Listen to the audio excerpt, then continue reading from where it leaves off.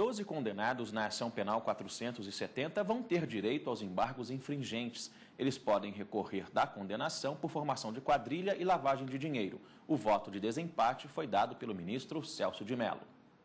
O ministro Celso de Mello justificou o voto por quase 2 horas. Ele destacou que teve mais tempo de aprofundar a decisão quanto aos agravos regimentais dos réus Delúbio Soares e Cristiano Paz. Julgamentos do Supremo Tribunal Federal, para que sejam imparciais, para que sejam isentos, para que sejam independentes, não podem expor-se a pressões externas, como aquelas resultantes do clamor popular e da pressão das multidões. O ministro lembrou que na redação original da lei que regula a tramitação dos processos no STF e no STJ, de iniciativa da Presidência da República, havia a previsão da extinção dos embargos infringentes no âmbito do STF. Mas o texto foi rejeitado na Câmara dos Deputados e no Senado. Isso porque a possibilidade de embargos infringentes contra a decisão não unânime do plenário do Supremo Tribunal Federal constitui importante canal, seja para a reafirmação, seja para a modificação do entendimento sobre temas constitucionais. No final, o ministro Celso de Mello pronunciou o voto dele. A mera existência desta divisão num julgamento penal proferido originariamente pela Suprema Corte do nosso país, em instância única. Tudo isso eu recomendaria que admitíssemos a possibilidade dos embargos infringentes. Com este voto, 12 réus da ação penal 470 podem recorrer da condenação quanto aos crimes de lavagem de dinheiro e formação de quadrilha. A gente continua falando sobre a aceitação dos embargos infringentes na ação penal 470. A gente recebe aqui no estúdio a consultora jurídica da TV Justiça, a doutora Gisele Reis. Doutora, boa tarde, obrigado pela participação. Ontem mesmo os ministros avaliaram 3 embargos. 2 foram acolhidos e um negado, que foi negado do Pedro Correia. O que levou em consideração para que esse agravo tivesse sido negado? Boa tarde, Fred. Boa tarde a todos que nos acompanham. Em relação ao do Pedro Correia, ele inclusive chegou a apresentar os embargos infringentes. E aí, com a decisão do ministro Joaquim Barbosa, negou o processamento desses embargos infringentes. A grande diferença, no caso do Pedro Correia, é que ele apresentou embargos mesmo sem ter recebido os 4 votos favoráveis pela absolvição.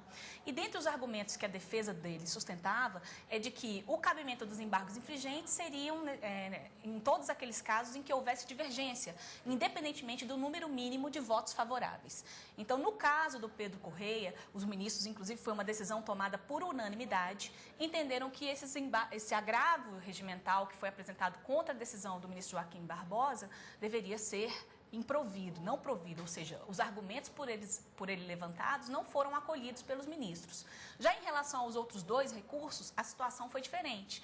No caso de Cristiano Paz, ele pediu um prazo em dobro. E no caso do Delúbio Soares, ele pediu o processamento dos embargos infringentes porque ele teve 4 votos favoráveis, no mínimo 4 votos favoráveis à absolvição. Doutora, vamos explicar para quem nos acompanha.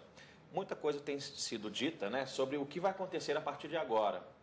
Na prática, o que de fato deve acontecer?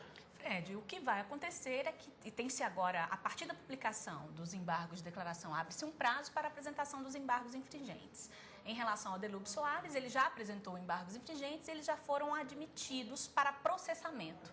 O que significa dizer que ainda os ministros vão ter um momento para deliberar, para votarem, para julgarem se esses embargos apresentados, o que já foi apresentado e os que poderão ser apresentados, terão ou não procedência. O que significa dizer na prática que a situação dos condenados, a gente não pode afirmar que automaticamente haverá uma melhora na situação deles. Não existe isso. Muitas das vezes acontece no Supremo Tribunal Federal de que determinados recursos eles são conhecidos, mas podem ser improvidos, ou seja, quando se fala que esses recursos são conhecidos, significa que eles serão analisados pelo plenário ou pelas turmas. Não quer dizer que vai necessariamente diminuir a pena, não quer dizer que serão absolvidos. Na verdade, assim, pode ou não haver uma mudança na situação, mas não é correto pensar que necessariamente, só pelo fato desses embargos terem sido admitidos, que eles serão necessariamente absolvidos ou terão penas diminuídas.